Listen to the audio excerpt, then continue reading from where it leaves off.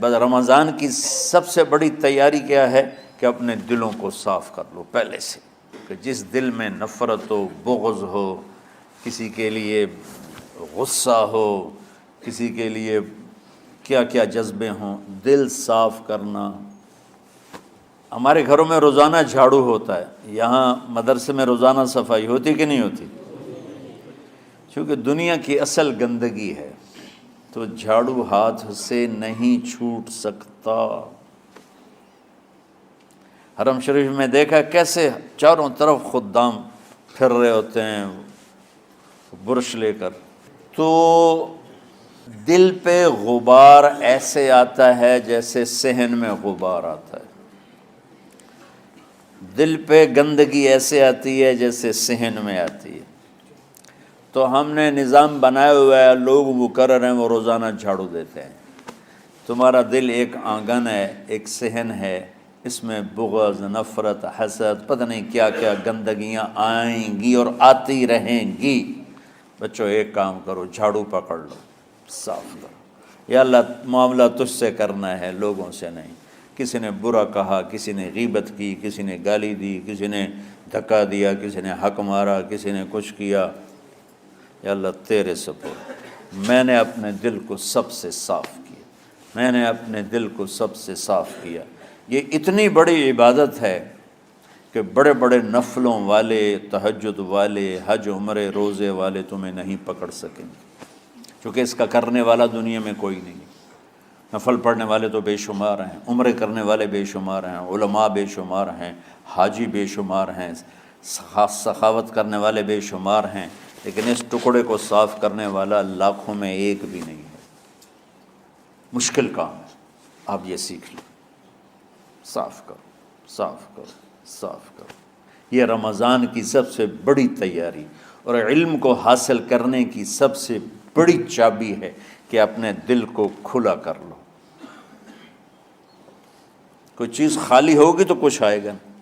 جس دل میں بغض بھرا ہو، نفرت بھری ہو، حسد بھرا ہو، کینہ بھرا ہو، اس میں خاک آئے گا، اس میں تو علم کی ایک کرن بھی نہیں آئے گی۔ اس زبان سے چاہے جتنے مرضی موتی بکھیرے، دل اس کا اندھا ہوگا۔ لا تعمى الابصار ولكن تعمى القلوب التي في الصدور، یہ آنکھوں سے اندھے نہیں، دل سے اندھے ہیں۔ تو بچوں اپنے دل کو صاف کرنا سیکھو۔ وہ کتنی مشہور حدیث ہے، آپ نے کہا اس دروازے سے ایک جنتی آ رہا ہے، تو ایک انصاری صحابی داخل ہوئے، جوتا ہاتھ میں، داڑھی میں وضو کا پانی۔ اگلے دن اس دروازے سے ایک جنتی آ رہا ہے، تو ایک صحابی آئے، ہاتھ میں جوتا، داڑھی میں وضو کا پانی۔ وہی صحابی اگلے دن اس دروازے سے ایک جنتی آ رہا ہے، تو وہی صحابی 3 دن جنت کی بشارت لی۔ اس صحابہ کی جماعت میں ایک شخص ہیں جن کا نام ہے عبداللہ بن عمرو بن عاص۔ ان سے بڑا عبادت گزار صحابہ میں کوئی نہیں تھا، نہ سابقین میں، نہ متاخرین میں، نہ پہلوں میں، نہ بعد والوں میں۔ ان کی عبادت کیا تھی؟ ساری رات جاگنا، سارے دن کا روزہ، اور ایک ختم قرآن صبح سے شام تک۔ اتنی اللہ نے طاقت دی تھی۔ پھر وہی غلوب والی بات آ گئی، ایکسٹریم ہونے والی بات آ گئی۔ ان کی شادی والی رات حجلہ عروسی میں داخل ہو رہے ہیں، دلہن کے کمرے میں داخل ہو رہے ہیں، اور مصلی بچھا کے اللہ اکبر، اور دیر نفل تے نفل، دیر نفل تے نفل۔ تو ان کی بیگم نے دیکھا تو وہ بھی خیر کا زمانہ تھا، انہوں نے بھی وضو کیا اور پیچھے مصلی بچھا کے وہ بھی فجر تک نفل پڑھتے رہے۔ صبح ہوئی تو حضرت عمرو بن عاص رضی اللہ عنہ نے پوچھا، بیٹی رات کیسی گزری؟ کہا جی ماشاءاللہ آپ کے بیٹے تو بڑے عبادت گزار ہیں، ساری رات نفلوں میں ہی گزری۔ تو وہ ان کو شکایت کر دی۔ حضرت عمرو بن عاص کو اتنا غصہ چڑھا، وہ بیٹے کو تو کچھ نہیں کہا، کتنی حکمت کی بات ہے، سیدھے گئے اللہ کے نبی کے پاس، یا رسول اللہ یہ عبداللہ دیکھیں کیسا نادان ہے، اس کی شادی کی ساری رات نفل پڑھتا رہا۔ تو آپ کہتے ہیں ماشاءاللہ ماشاءاللہ کتنی بڑی بات ہے۔ نفلوں میں گزر گئی، رات بھی نفلوں میں گزر گئی۔ تو آپ نے حضرت عبداللہ بن عمر کو بلا کے ڈانٹا کہ تو نے مہینے میں 3 دن روزے رکھنے ہیں، بس اس سے زیادہ نہیں رکھنے، اور ہفتے میں 1 قرآن ختم کرنا ہے۔ کہا یا رسول اللہ میرے اندر طاقت زیادہ ہے۔ پھر اچھا 15 دن روزے رکھنے، کہ نہیں میرے اندر طاقت زیادہ ہے۔ آپ اس کو تھوڑا تھوڑا کر کے گھٹاتے رہے، اور وہ ہر دفعہ نہیں یا رسول اللہ میرے اندر طاقت زیادہ ہے۔ تو آخر میں آپ نے کہا اچھا چلو صوم داؤدی پہ آ جاؤ، 1 دن روزہ رکھو، 1 دن افطار کرو، اور 3 دن سے پہلے قرآن ختم نہیں کرنا۔ تو آپ نے اس کو پیچھے کیا۔ یہ بیٹھے تھے اس محفل میں، ان کے دل میں آیا کیا یہ بزرگ مجھ سے زیادہ عبادت کرتا؟ رات میں ساری جاگتا ہوں، دن روزہ رکھتا ہوں، 1 ختم کرتا ہوں، تو جنت کی بشارت تو مجھے ملنی چاہیے تھی، ان کو کیسے مل رہی؟ یہ کسی کتاب میں نہیں لکھا کہ یہ ان کا جذبہ تھا، لیکن جو کہ میں ان کی سیرت کو جانتا ہوں تو مجھے خیال آتا ہے کہ ان کی نفسیات میں یہ بات آئی ہوگی، چونکہ صرف انہی کو خیال آیا کہ میں جا کے دیکھتا ہوں کہ یہ بزرگ کیا کرتے ہیں۔ تو ان کے پاس پہنچ گئے، چاچا، ذرا وہ ادھیڑ عمر تھے، چاچا وہ میرے ابا تھوڑے ناراض ہیں، تو کچھ دن آپ کے پاس گزار لوں؟ کا بیٹا بسم اللہ آ جاؤ۔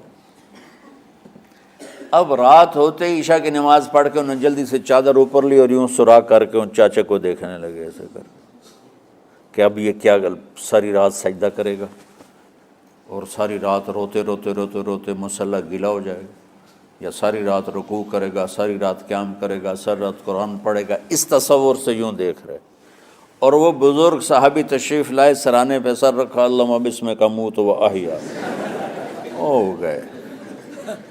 اب یہ دیکھ رہے ہیں ابھی اٹھیں گے، ابھی اٹھیں گے، ابھی اٹھیں گے، اٹھے نا، فجر کی اذان پہ اٹھے۔ اب یہ تو حیران پریشان ہو گئے کہ یہ کیا ہو؟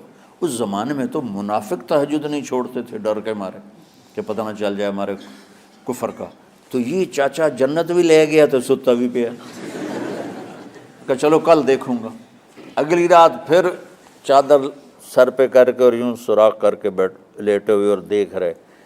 چاچا پھر تشریف لے اور سرانے پہ سر رکھا، اللہم بسمک اموت و احیا، ہو گئے۔ فجر کی اذان پہ اٹھے، یہ اور پریشان ہو گئے کہ میرا نبی کا فرمان تو سچا ہے، اس میں تو شک بھی کفر ہے، لیکن عمل کیا ہے جس پر اس کو جنت کی بشارت ملی؟ 2 رکعت نفل بھی نہیں۔ اور آج کے دور میں تم میں سے ماشاءاللہ اکثر بچے تہجد پڑھتے ہیں کہ 1 رات اور دیکھوں گا، تیسری رات اللہم بسمک اموت و احیا، ہو گئی ساری رات۔ تو تیسری رات پھٹ پڑے عبداللہ بن عمر، کہنے گے چاچا میری ابا سے کوئی لڑائی نہیں تھی، 3 دن میں تیرے بارے میں سنتا رہا، جنتی جنتی جنتی۔ میں دیکھنے آیا تھا کہ آپ کیا کرتے ہیں، آپ تو کچھ بھی نہیں کرتے ہو، ساری رات سوتے رہتے ہو، اب کیا کرتے ہو؟ انہوں نے کہا بیٹا یہی ہے جو تم نے دیکھا ہے۔ اب ان کو سمجھ میں نہیں آ رہا کہ یہ جوڑ کیسے بٹھاؤں، ادھر جنت کی بشارت، ادھر ساری رات خراٹے، اب یہ اس میں جوڑ کیسے بٹھاؤں، کیونکہ نبی کی بات تو غلط ہو نہیں سکتی۔ تو اب وہ نا ایسے نا بڑے بے دل سے ہو کر واپس مڑے، پتہ نہیں کی چکر ہوئے گی کوئی گل۔ جب وہ دروازے تک پہنچے تو کہنے لگے بیٹا ادھر آنا، واپس آ گئے۔ کہا میں تمہیں اصل راز کی بات بتاتا ہوں۔ کہا کیا ہے کیا ہے؟ تو یہاں ہاتھ رکھا، کہا یہ جو دل ہے نا اس میں کسی انسان کی نفرت نہیں۔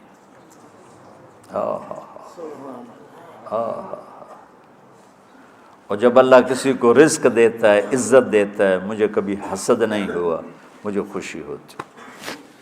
تو عبداللہ بن عمر نے کہنا تھا ہاں یہ بات ہے، نہیں، انہوں نے کہا ہاذا ہوا، اچھل کے کہنے لگے ہاذا ہوا، ہاں ہاں ہاں ہاں یہی ہے یہی ہے یہی ہے۔ پھر کہنے کہ چاچا پر یہ میرے بس کا نہیں ہے، کون کرے گا یہ؟ اتنے بڑے آدمی ہو کر کہہ رہے ہیں کہ یہ میرے بس کا نہیں۔ تو بچوں، دنیا میں جنتی بننا ہے اور علم اللہ سے لینا ہے تو اسے صاف کر دو، سب کی نفرت سے۔ سب، اس نے مجھے یہ کیوں کہا، اس نے مجھے یوں کیوں دیکھا، اس نے میرے بارے میں یوں کیوں کہا، اس نے میرے بارے میں یہ کیوں لکھا۔ جس کی تعریف ہوتی میری کتنی برائی ہوتی، صرف تعریف تو نہیں ہوتی، بھرا پڑا سوشل میڈیا مجھے گالیاں دیں۔ اللہ کے فضل سے میرے دل میں ایک ذرے کے برابر کبھی کوئی منفی جذبہ نہیں آیا، آئے تو میں دھو کے صاف کر دیتا ہوں، یا اللہ میں نے اپنے دل کو صاف کیا، میرا معاملہ تیرے ساتھ ہے، کسی کے ساتھ نہیں۔ یہی آپ رمضان کی سب سے بڑی تیاری، علم کے حاصل کرنے کا سب سے بڑا ہتھیار آپ کو یہ نہیں ہے کہ تمہیں کتابیں یاد ہو جائیں، تمہیں اشعار یاد ہو جائیں۔ تو ساری امت سے کہتا ہوں رمضان کا استقبال کرو دلوں کو صاف کر کے، نفرتوں کو مٹا کے، مذہبی نفرت، دنیاوی نفرت، رشتوں کی نفرت، بول چال کی نفرت، سیاست کی نفرت، لین دین کی نفرت، ان سب سے اپنے دل کو صاف کرو تاکہ رمضان میں اللہ نے علم اتارا، اللہ تعالیٰ آپ کو علم عطا فرمائے، اور باقی لوگ جو عام دنیا میں زندگی گزار رہے ہیں ان کے دلوں میں اللہ رمضان کا نور اتارے اور ہدایت کا نور اتارے۔ یہ سب سے بڑی تیاری ہے اس کی۔ اور کسی سے گلہ ہے، غصہ ہے، ناراضگی ہے، کسی سے بولتے نہیں ہو، ابھی سے شعبان آ چکا ہے، آپ شعبان سے رمضان کی تیاری شروع فرما دیتے تھے، تو اس کی تیاری کیا ہے؟ وہ دلوں کو صاف کرو، معاف کرو، معافی مانگو، تمہارا قصور نہیں پھر بھی معافی مانگ لو، دلوں کو صاف کرو، اور اللہ سے سخاوت مانگو کہ اللہ کو سخی بھی پسند ہے اور صاف دل والا بھی پسند ہے۔